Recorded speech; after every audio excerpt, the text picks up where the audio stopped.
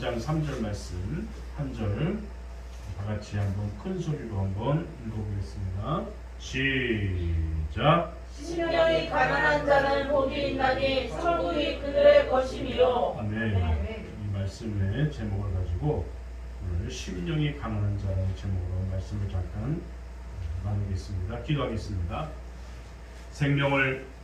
생명의 말씀으로 지켜 행함으로 반석 위에 믿음의 집을 짓게 하신 하나님 아버지, 주님은 그리스도시고 하나님의 아들이시라는 신앙 고백을 생활에 적용하면서 흔들리지 않는 신앙생활을 할 수 있게 인도해 주심을 감사드립니다. 시들어가는 영혼이 새로운 활력으로 채워지는 주님의 날이 되게 하여 주옵시고, 오늘도 여러 가지 모습의 문제와 걱정을 가지고 왔습니다. 저희 혼자의 힘으로 해결해 보리라고는 어리석은 마음까지 가지고 나왔습니다.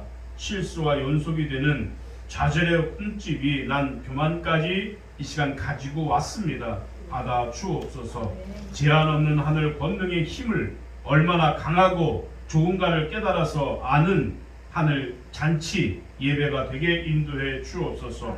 오늘도 세상과 재물이 줄 수 없는 충만한 하늘 양식과 힘을 공급받아서 또한 주님 앞에 저희들이 나왔습니다. 문제 해결의 구체적인 말씀을 사모하는 마음 가지고 이 시간 나왔습니다. 저희 힘으로는 감당할 수 없는 자녀의 문제, 진학의 문제, 사업의 문제, 미래에 대한 불확실한 문제까지 들고 왔습니다. 교회 여러 가지 기관들을 축복해 주시고 계획을 세웠던 그 정성과 각오가 식어지지 않게 능력으로 감싸 주옵소서. 병으로 고통당하는 고생당하는 성도들아 끝끝내 좌절하지 않고 말씀을 듣고 치유받는 감동을 주옵시고, 오직 하나님만이 저희의 피난처시고 안식처시고 쉼터임을 고백합니다. 근심으로 수고하는 자가 이 도리를 깨달아서 아는 감격이 저희 기쁨 충만교회에 넘치게 채워 주옵소서. 아멘. 예수님의 이름으로 기도하옵나이다. 아멘. 아멘. 심령이 가난한 자라는 제목으로 말씀을 나누겠습니다. 산상보훈에 있는 말씀이죠. 이 말씀이 산상보훈의 맨 처음에 나오는 이유가 있습니다. 왜 이 말씀이 산상보훈의 첫 번째 마음이 심령이 가난한 자는 복이 있나 이렇게 나왔습니다. 그 이유는 예수님께서 그렇게 하시기를 원하셨던 거예요. 이건 하나님 예수님께서 그렇게 말씀 앞에 제일 앞에 나오게끔 만드셔 놓은 거예요. 여기에 영적 논리의 순서가 있습니다. 이건 뒤죽박죽 할 수가 없는 것입니다. 이것을 내 팔복이라고 하죠. 삼상팔복인데 이것이 맨 앞에 나올 수밖에 없는 이유, 그것은 심령이 가난하지 않고는 천국을 소유할 수 없기 때문에 그렇습니다. 천국을 다 갖고 싶어요. 천국을 들어가고 싶어요. 천국 내 거라고 말하고 있지만 심령이 가난하지 않으면 천국은 못 들어갑니다. 그래서 좀 더 강한 표현을 하자면 천국에는 심령이 가난하지 않은 사람은 한 사람도 없다는 것입니다. 즉 기독교인치고 심령이 가난하지 않는 자가 없기 때문입니다. 그러므로 원리는 이렇지만 우리는 실제로 이것을 실천하지 못하고 있습니다. 심령이 가난한 부자가 천국 못 갑니다. 우리 그런 말 있지 않습니까? 약대가 낙타가 바늘구멍 들어갈 수 있어요? 없죠. 바늘구멍 개미도 바늘구멍 못 들어갑니다. 그런데 낙타가 어떻게 바늘구멍 들어가겠습니까? 그처럼 부자는 천국에 들어가기 힘들다고 했습니다. 그러면 그 말대로 한다면 이 땅의 모든 재벌들은 천국 못 간다는 그 말과 같다 그 말이죠. 그렇지만 그게 아닌 거예요. 심령이 부자인 사람은 천국에 못 간다는 거예요. 천국을 필요를 못 느끼기 때문에 그래요. 심령이 가난해야, 내 마음이 가난한 사람은 천국에 갈 수가 있어요. 그러면 심령이 가난한 걸 어떻게 말하냐면 따라합시다. 자신을 비우는 자. 천국을 소유할 자는 내 자신을 먼저 비우는 자가 되어야 됩니다. 심령이 가난한 자는 복이 있나니 천국이 저희 것입니다. 는 이 말씀 뒤따라 나오는 말 산상보훈의 기초가 되는 거예요. 먼저 비우는 작업이 있어야 되는 것이죠. 비우는 작업이 있어야 그 다음 채우는 작업이 있는 것입니다. 사실상 첫째 복은 비우는 것이다. 첫째 복은 뭐 하는 것이다? 비우는 것이다. 비워야 채워지는 거예요. 비우는 것이다. 나머지 복들은 이제 채우는 것들입니다. 그러니까 첫 번째 복은 비우는 복이다. 그 다음부터는 채워지는 복이라는 것입니다. 그릇들이 비워지지 전까지는 채울 수가 없죠. 많은 걸 담고 싶은데 그릇이 꽉 차 있어요. 그러면 어떻게 담겠습니까? 못 담아요. 비우기 전까지는 그릇을 채울 수가 없는 것입니다. 큰 그릇이든 작은 그릇이든 그 그릇이 비워 있어야 거기에 담아줄 수가 있는 것입니다. 오늘 그래서 포도주를 넣기 위해서는 새 포도주를 넣기 위해서는 가죽 부대에서 옛 포도주를 비워버려야 됩니다. 옛날 포도주가 그대로 남은 상태에서 새 포도주를 담을 수가 없는 것처럼. 예레미야 1장 10절에 보면 여호와께서 예레미야에게 이르시기를 보라 내가 오늘날 너를 열방 만국 위에 세우고 너를 뽑으며 파괴하며 파멸하며 넘어뜨리며 건설하며 심게 하였느니라 라고 했습니다. 건설하며 심기 전에 뽑고 파괴하고 파멸하고 넘어뜨리는 작업이 있어야 하기 때문인 것입니다.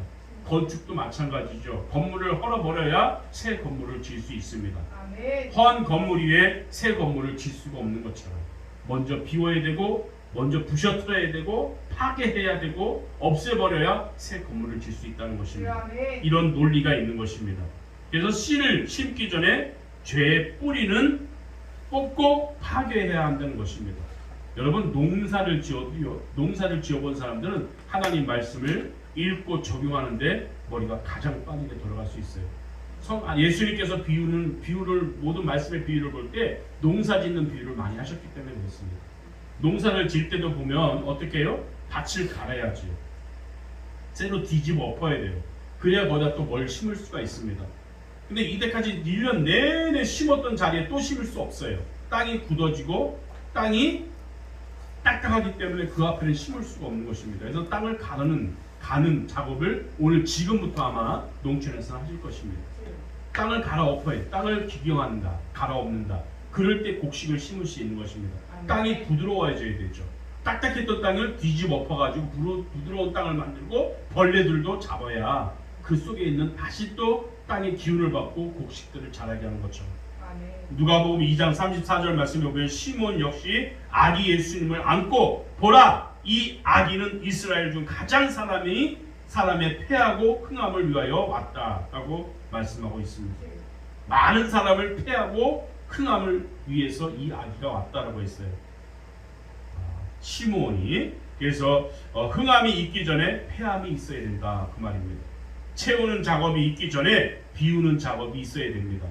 뭔가를 크게 올해 한 해 뭔가를 갖으려고 하면 뭔가를 받으려고 하면 비우는 작업이 필요한 거예요. 꽉 차 있는데 내 육신의 정욕으로 꽉 차 있는 상태에서 뭘 담겠다는 거예요. 우리 새해 보면 그러지 않습니까? 1월달 단지 오늘이 마지막인데 1월달 되면 올해는 뭐 할 거고 하는데 내 마음의 그릇이 꽉 차 있는 상태에서는 담을 수가 없습니다. 비워야 됩니다. 오늘 그래서 채우는 작업이 있기 전에 비우는 작업이 먼저 있어야 된다는 것이죠. 구원을 받기 전에 하나님 앞에 자신의 무가치함을 내 자신의 나는 가치가 없습니다. 나는 구원받을 수 있는 자격도 안 됩니다. 라고 무가치함을 인정해야 구원을 받게 되는 것입니다. 난 잘났어요. 나는 가진 거 다 가졌습니다. 나는 구원 안 주셔도 됩니다. 그런데 누가 구원받으면 좋다고 해서 한번 교회 와봤는데 주시려면 주시고요. 이런 사람이 구원받을 수 있겠어요?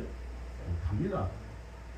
예수님을 필요를 느끼고 기도의 필요성을 느끼고 예배의 필요성을 느끼는 사람은 예배를 잘 드릴 수밖에 없고 기도의 정성을 드릴 수밖에 없고 이것이 내가 살 길이라면 거기에 매달릴 수밖에 없는 거예요. 그런데 어떤 사람은 신앙생활을 그렇게 시원하게 못합니다. 왜? 다른 거 의지하는 게 있기 때문에. 이거 아니어도 여러분 교회도 성도들도 마찬가지입니다. 왜 교회 충성하지 못하는 줄 압니까? 교회들이 많아요. 이 교회 나가면 저 교회 갈 수 있고 저 교회 나가면 또 저 교회 갈 수 있고 선택의 폭이 넓으니까 한 교회에 충성하기 싫은 거예요. 내 마음에 안 들면 언젠가 바꾸면 되는 거지. 교회도 바꾸면 되는 거 아니야? 이러다 보면 여기서 끝나는 게 아니에요. 이제는 하나님도 바꿀 수 있어요. 하나님 내 마음에 안 들어? 그럼 다른 걸 바꿔보시지 뭐. 이런 생각이 있기 때문에 사람들이 뭐 하나 열심히 내지 못하는 거예요. 신도 바꾸잖아요. 하나님 마음에 안 들어. 그럼 부처님 바꿔야지. 부처님 마음에 안 들어. 그럼 이만희로 바꿔야지. 이만희 마음에 안 들어. 그러면 저만희 바꿔야지. 이러면서 다 바꾸죠. 그러니 뭐에 열심히 낼 수 있어요. 한 교회 열심히 내지 못하는 이유가 뭔지 압니까? 다른 데 가면 되지. 이런 생각이 많기 때문에 그래요. 이 교회가 내 교회고 여기에 뿌리를 받고 나는 안 되면 안 된다. 여기 떨어지면 난 죽을 수밖에 없다. 벼랑 끝에 사는 사람이 벼 조금만 한 발만 디디면 떨어지는 사람이 뭐 괜찮아 이럴 수 있겠어요? 무슨 소리야? 큰일 나. 죽을 수밖에 없어. 하면 목숨을 걸고 뭐 하겠죠. 그러니까 기도의 소중함을 아는 사람은요 기도 열심히 합니다.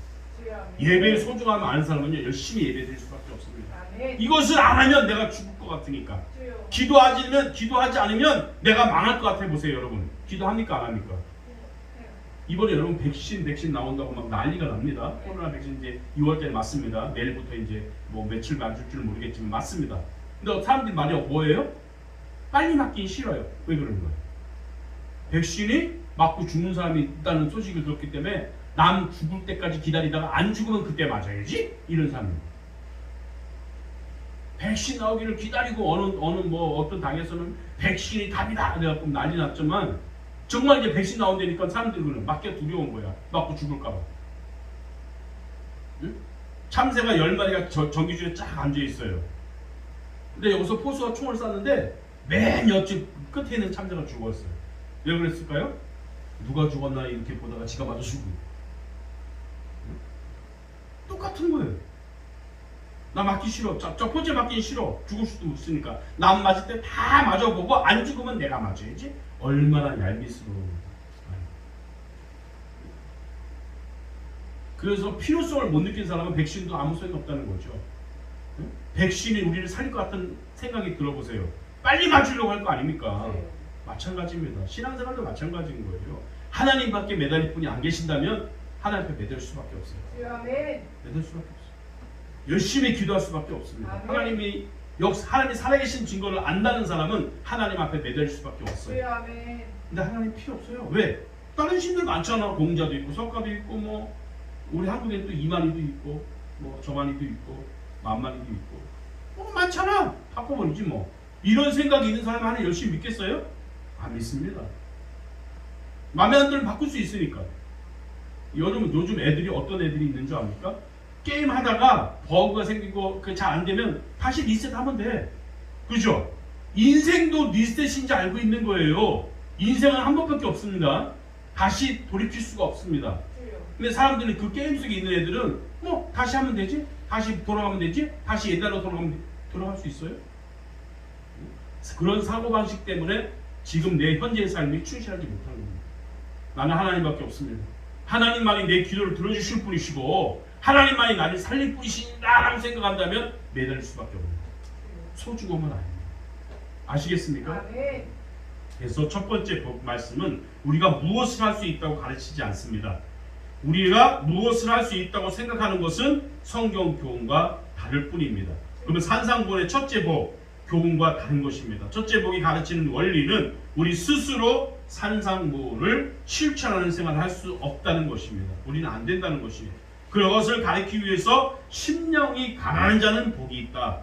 천국이 저희 것이다. 이렇게 말씀하신 것입니다. 처음에 말씀하신 것이 바로 그 의미가 있는 거예요. 율법을 생각해 보면 우리가 율법을 완전히 지키면 산상보온을 실천했다 할 수가 없습니다. 할 수가 있다고 할 수 있겠죠. 그러나 한 가지라도 율법을 지키지 못하면 그것은 전체의 율법을 범한 것과 같습니다. 그래서 바울 사도가 율법의 행위로 그의 하나님 앞에 의롭다 하심을 얻은 육체가 있다 없다? 없다. 율법으로는 죄를 깨달습니다. 율법의 행위로 하나님 앞에 의롭다고 할 수가 없다. 율법을 다 지켰다고 하나님 앞에 의롭다 할 수가 없다. 율법은 뭐다? 우리의 죄를 깨닫는 것이다. 아멘. 율법이 없으면 내가 죄인인지 내가 의인인지 알 수가 없어요. 법이 있기 때문에 내가 이런 죄를 졌으니까 나는 죄를 졌구나. 나는 이렇게 안 했으니까 나는 죄인이 아니구나 하는 것이 기준점이 뭐다? 율법이다. 아멘. 율법은 우리를 구원시키는 방편이 아닙니다. 내가 죄인임을 깨닫고 인정해라. 너 죄인이야. 너가 회개하지 않으면 천국 못 가. 라고 하는 것이 역할이 율법의 역할입니다. 그럼 깨달았으면 어떻게 해야 돼요? 나 죄인 맞네. 그럼 어떻게 해야 돼요? 아는 걸로 끝나면 안 됩니다. 이제는 기도해야죠. 하나님, 내 죄가 이렇게 많습니다. 내 죄를 용서해 주옵소서. 왜? 저 구원받고 싶어요. 그러니까 비우는 작업이 있어야 채워지는 건다는 말. 아시겠습니까? 회개는 비우는 작업이에요. 예수 믿고 내가 신앙생활 바로 하려면 회개가 필요합니다. 주여 아멘. 비우는 작업이 있어야 채워질 거 아닙니까? 아멘. 그래서 심령이 가난한 자가 첫 번째 복으로 나온 거예요. 아멘. 아시겠습니까? 아멘. 그래서 율법은 하나님 앞에 사람을 의롭게 만들 수도 없고 오히려 그 사람을 정죄하는 역할을 합니다. 넌 죄인이야, 넌 의인이야 하는 것이 율법의 역할이다 그 말입니다. 그러므로 예수님은 산상본의 첫째 복에서 천국을 소유할 자는 율법을 지키는 자가 아니요 심령이 가난한 자라고 말씀해주고 있는 것입니다. 자신이 아무것도 할 수 없다는 것을 느끼는 자가 분명히 그 자가 복이 있다고 가르쳐주는 거예요. 아멘. 율법은 내가 율법 다 지켰어요. 바리새인들이 그랬죠. 서기관들이 그랬죠. 왜죠? 자기 의를 나타내기 위해서. 근데 그거는 율법을 지켰다고 의인 되는 거 아닙니다. 율법이 하는 역할은 내가 죄인임을 고백하는 역할을 합니다. 아시겠습니까? 아멘. 그러면 죄인인 우리가 고백하고 우리가 필요할 게 뭐예요? 하나님이고 예수님이고 천국이 아닙니까? 너 천국 얻고 싶냐? 회개하라. 천국이 가까웠다. 아멘. 믿으십니까? 그런 모습이 있어야 될 줄 믿으시기 주여 바랍니다. 아멘. 심령이 가난한 자 어떤 자입니까? 심령이 가난하다는 것은 무슨 뜻이냐면 오늘날 민중신학, 무슨 정치신학, 도시산업 선교회 이런 것들이 있어요. 과격한 논리와 행동은 마치 기독교가 부귀를 적대시하는 것과 같은 그런 인상을 줍니다. 이런 단체들이 있어요. 도시산업 선교회, 정치신학, 민중신학. 그 텔레비에 나오시는 분 중에 누구 어떤 분이 민중신학가예요. 북한에 왔다 갔다 하던 누구가 아무개가 민중신학자예요. 왜? 구원은 우리가 구원받는 건데 이 사람들이 말하는 구원은 사회 구원이에요. 민중들을 구원시키자. 이거는 잘못된 거예요. 아시겠습니까? 아멘. 구원은 개인이 구원받는 거지. 전체 민중들을 구원시키는 거야. 이 민중신학, 정치신학, 도시산업 선교회 이거는 잘못된 것이다. 그래서 마치 기독교가 이런 사람들은 기독교가 부귀를 누리면 안 된다 그 말이에요. 예수 믿는 사람 다 가난해야 된다. 예수 믿는 부자면 안 된다. 이런 사람들 주장하는 사람들이 이런 사람들입니다. 똑같이 그지처럼 살아야 돼. 왜? 천국에 심령이 가난한 자가 복이 있다 했잖아. 그 말이에요, 이 말이? 아니란 말이에요. 그 부자들이 말할 게 있지. 나 돈이 좀 있는데 난 천국 못 가겠네. 낙타가 반환금 못 들어간다며. 천국 가는 부자는 천국 못 간다며. 이거 아니에요. 뭐한 자가 부자가 가난한 심령이 강해. 내 마음이 강해. 세상 거로 꽉 차면 안 된다 그 말이에요. 주여 아멘. 어떤 사람 돈이 하나도 없어요. 돈이 하나도 없는데 물질만 생각해. 돈 하니까 그 사람 뭐를 꽉 찼어 지금 마음속에. 물질로. 그렇지. 어떤 사람은 먹을 거. 오늘 뭐 먹지? 오늘 뭐 먹지? 지금 금방 밥 먹고 또 저녁에 뭐 먹지? 이런 사람들은 뭐가 그 마음속에 차 있어요? 이런 사람 부자예요. 천국 못 가요. 그래서 가난한 자가 복이 있다는 것은 이것을 말하는 것입니다. 이들이 말하는 것은 부자는 안 된다 이 말이에요. 기독교는 다 가난해야 된다 이런 말인데 이거 아닙니다. 가난하다는 것은 물질적인 의미로 생각하기 쉽습니다. 그러나 특히 예수님이 부자가 천국에 들어가는 것은 어렵다라고 말씀하셨죠. 그래서 마태복음 19장 23절 24절에 낙타가 바늘구멍 들어간 것처럼 부자가 천국 가는 건 어렵다 이렇게 말씀하셨어요. 이 말씀을 근거로 해서 물질적인 부를 경멸하는 태도를 가져서는 안 됩니다. 아멘. 민중신학, 정치신학, 도시산업 선교회 이런 사람들은 부자면 안 된다 이렇게 말해요. 다 가난해야 된다 이렇게 말합니다. 이것은 아닙니다. 잘못된 것입니다. 그러나 성령을 가난한 자체가 좋은 것이라고 말하는 것은 한 군데도 없습니다. 성경은 가난한 자가 복이 있다 이 말한 적 없어요. 심령이 가난하다 그 말이에요. 만약 그렇다면 교회가 고아원이나 병원 이런 등과 같이 사회복지 사업을 할 수가 없죠. 가난한 사람이라고 해서 부자보다 천국에 가깝다고 말할 수가 없는 것입니다. 아멘. 가난한 사람이라고 모두 신령한 성도라고 할 수가 없는 것입니다. 가난한 사람도 내가 돈 몇십억만 있으면 하는 생각을 할 때 이 사람의 심령이 가난해질 수가 없는 것입니다. 나에게 돈이 얼마 있으면 나에게 돈이 몇십억 있으면 이런 하는 사람은 이미 마음이 부자인 것입니다. 그래서 세상 등지고 살 수도 수도 생활을 하는 사람들도요 생각할 때 물질적으로 가난하면 그 천국을 소유하는 것으로 이렇게 얘기하는 분들이 많이 있습니다. 불교의 승려들이 있죠. 승려들 역시 마찬가지입니다. 그들은 스스로 노력해서 구원을 이루려고 물질을 멀리하는 것처럼 보여지지만 실제적으로 그렇지 않습니다. 우리 스님들 부자입니다. 돈 많습니다. 심령이 가난하다는 것은 항상 양보하고 용기가 없고 마음이 약하다는 것도 아닙니다. 심령이 가난하다는 것은 항상 양보하고 항상 배려하고 항상 착하게 살아야지, 이것이 심령이 가난하다는 뜻이 아닙니다. 우리들은 개성이 특출해서 무엇이든 적극적이고 진취적이고 이런 사람을 평할 때 그 사람은 참 개성이 있어서 좋지만 겸손이 없는 사람이야 라고 판단합니다.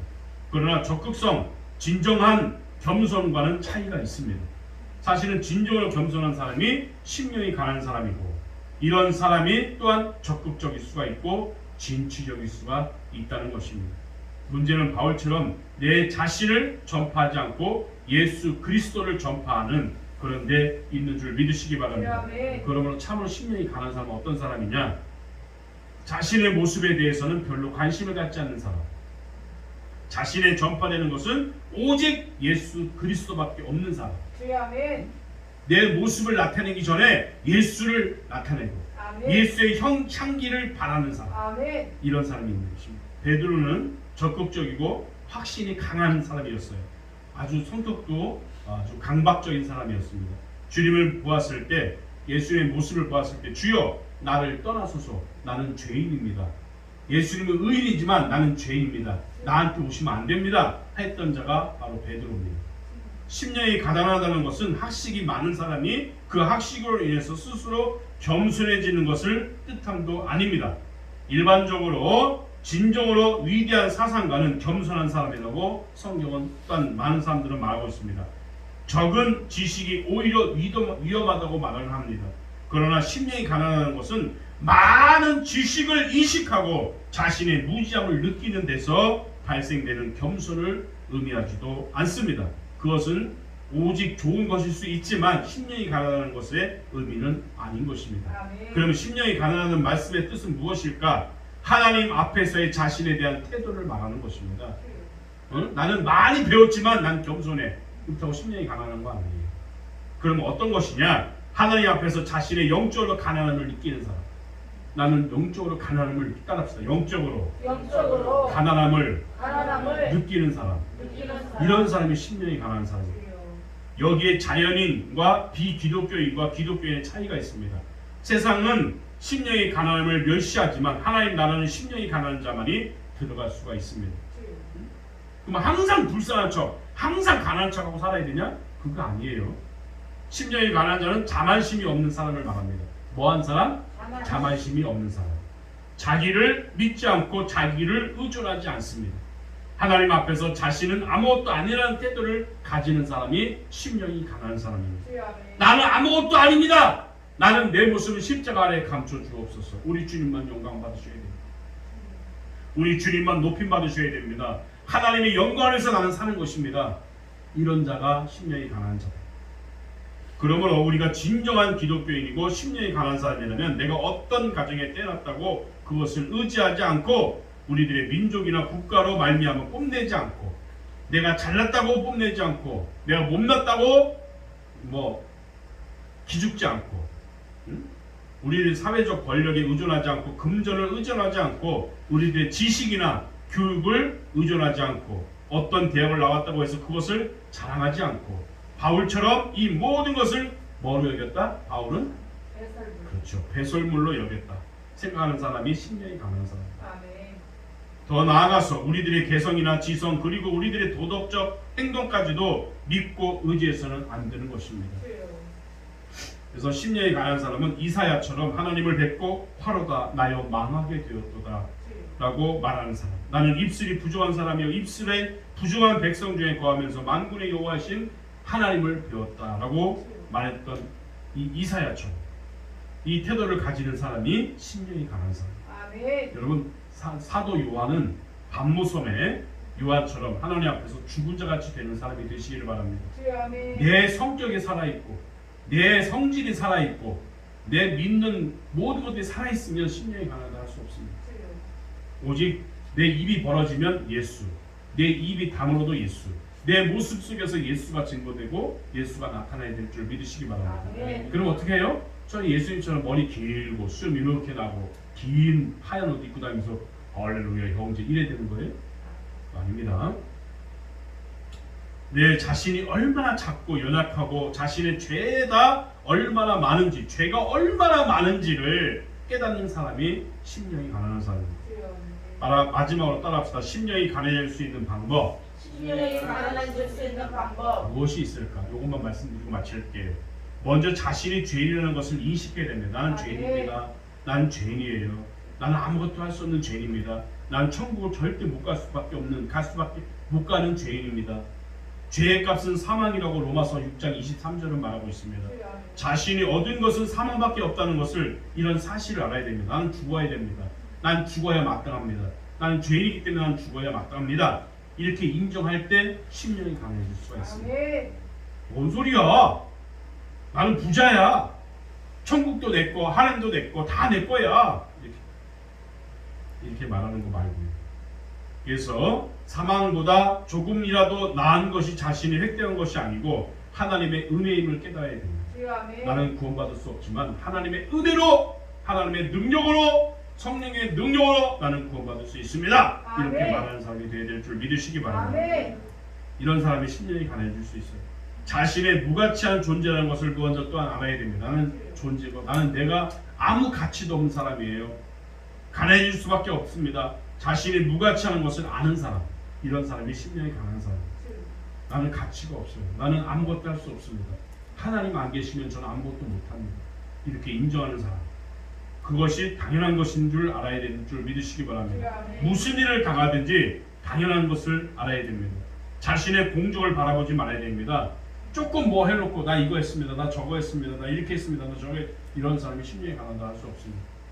교회에서도 마찬가지죠. 다른 사람이 안 하는 걸 내가 했어요. 그걸 나타내는 사람이 있습니다.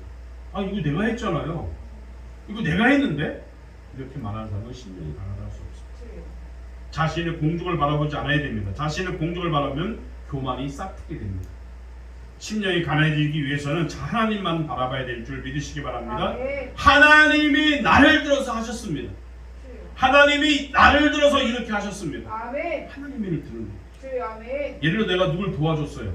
정말 어려운 일을 도와주는데 내가 했잖아 보다는 하나님이 나에게 당신을 도와주라고 이런 복을 주셨어요. 이렇게 말해요. 너무 감사해요. 나를 이렇게 도와주고 너무 고맙습니다. 내가 배고픈데 밥을 사주시네요. 너무 감사합니다. 할 때 어떻게 돼 우리는? 아이고 됐어. 뭐 그럴 수 있지. 이래야 됩니까? 그 자기가 지금 받는 거야. 아니 무슨 소리예요. 저 돈이 없는데 하나님이 형제를 사주시라고 이렇게 주셨네요. 말이 똑같은 말이어도 벌써 뉘앙스가 다르잖아요. 하나님께 영광 돌리는 모습을 가지고 내가 사는 거야! 오늘 점심은 뭐 이런 식으로 말해버리고 하늘의 상급이 없을 수가 있어. 무슨 소리야. 하나님이 나한테 오늘 섬기라고 이렇게 물질에 축복을 주셨네. 마음껏 드세요. 하나님이 주신 만찬. 이래야 되겠습니까? 내가 사는 거야. 이래야 되겠습니까? 우리 그러잖아요. 많이 먹어 많이 먹어. 내가 사는 거야. 많이 먹어 많이 먹어. 내가 사는 거야. 많이 먹어. 걱정 부담 갖지 말고 뭐 내가 사는 거야. 내가 사는 거야? 누가? 내가 사는 거야? 많이 먹어. 교회에서도 그런 사람 있다니까요. 무슨 소리야. 하나님이 나에게 이렇게 여러분들을 섬기라고 주셨어. 어떤 말이 더 은혜롭죠? 지금 하신 말씀 첫 번째, 두 번째. 두 번째. 내가 사는 거야. 내가. 나 이번에 돈 벌어 왔잖아. 내가 사는 거야. 이래야 되겠습니까? 그것도 맞는 말 틀린 말 아니야. 그렇지만 무슨 소리야. 하나님이 오늘 주일날 섬기라고 이렇게 주셨어. 그런 사람이 심령이 강한 사람. 하나님의 위대하심, 자비하심, 하나님의 용서하심, 하나님의 심판하심을 바라보면서 하나님은 충만해지고 나는 텅 비는, 하나님은 흥해야 되고 나는 쇠해야 되고, 이런 사람이 심령이 강한 사람이에요. 하나님을 이용해서 내가 부자로 살면 안 돼요. 하나님을 이용해서 내가 잘 되면 안 돼요. 난 많은 교회들 나는 말하고 싶지 않지만 뭐 어떤 분들을 보면 하나님을 이용해서 떼부자가 된 사람도 있어요. 물론 하나님 주신 복을 누리면서 사는 사람도 있겠지만은 하나님 아니고는 그지같이 살 사람인데 하나님 믿고 주의 종이 되어서 온갖 불을 다 누리고 사는 사람이 있어요. 이거는 어떻게 되는 거야? 심령이 가난한 사람입니까? 심령이 부자인 사람입니까? 심령이 부자인 사람이죠. 하나님이 그럼 왜 주셨을까요? 왜 그 많은 물질을 주시고 왜 큰 교회당을 주시고 왜 많은 것들을 소유할 수 있게 하셨을까요? 이유가 뭘까요? 어려운 사람들 도와줘. 그렇죠. 하나님이 영광을 드리는 거예요. 적게 받았으면 적게 영광, 크게 받았으면 크게 영광 돌리려고. 근데 지가 영광 받고 있잖아요. 이건 아니에요. 훌륭한 목회자상이 아니에요. 아시겠습니까? 아멘. 우리는 가난한, 내 심령이 가난하기를 바랍니다. 여러분 돈 있는 거 다 털어놓으라 그 말이 아니에요. 갖고 계세요. 수많은 돈 내 주머니 갖고 있지만 심령이 가난한 사람이 되시기 바랍니다. 아멘.